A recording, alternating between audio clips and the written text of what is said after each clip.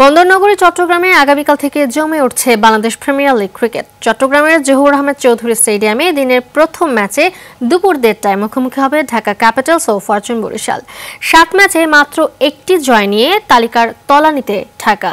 আসরে টিকে থাকতে হলে চট্টগ্রামের মাটিতে জয়ের ছন্দে ফিরতে হবে লিটন পেরেরাদের।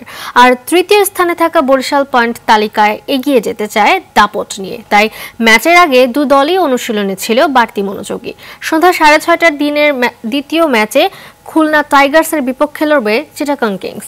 ম্যাচের আগের দিন চিটাগং অনুশীলন না করলেও খুলনা নিজেদের ঝালিয়ে নিতে মাঠের আসরে আসে দুপুর ১:৩০টায়।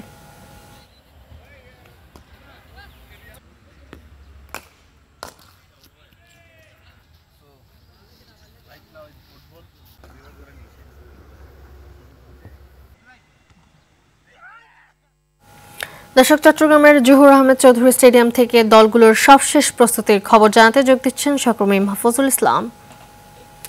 মাহফুজ, চট্টগ্রাম পর্ব ঘিরে দলগুলোর প্রস্তুতি কতটুকু দেখতে পাচ্ছেন, সেই সাথে জানাবেন যে জমজমাট আসরটি নিয়ে দর্শকদের উন্মাদনা কেমন?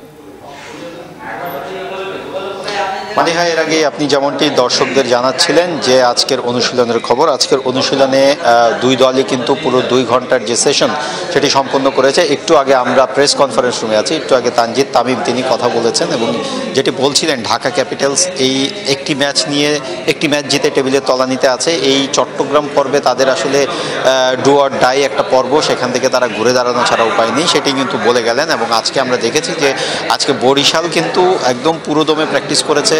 আজকে লিটন দাসকে ঢাকার লিটন দাসকে আগের ম্যাচের সেঞ্চুরিয়ান, তাকে আমরা নেটে অনুশীলন করতে না দেখলেও তামিম ইকবাল তিনি কিন্তু একটা দীর্ঘ সময় অনুশীলন করেছেন এবং দলের অনুশীলন শেষ হয়ে যাওয়ার পরেও ১০-১৫ মিনিট তিনি অনুশীলন করেছেন বলে আমরা জানতে পেরেছি। তো উন্মাদনার কথা যেটি বলছেন, এর আগে বলে রাখি যে এই একটার সময় হচ্ছে কি খুলনা টাইগার্স তারা হচ্ছে কি অনুশীলন করতে আসবে এবং চট্টগ্রাম কিংস তাদের অনুশীলন ছিল এমএজি স্টেডিয়ামে, তারা সেটি পোস্টপোন করেছে। এই দর্শকদের যে চাহিদা বলছিলেন, দর্শকদের চাহিদা কিন্তু সকাল 10টা থেকে দুপুর 1টা পর্যন্ত 4টি বুথে টিকিট দেওয়া হবে।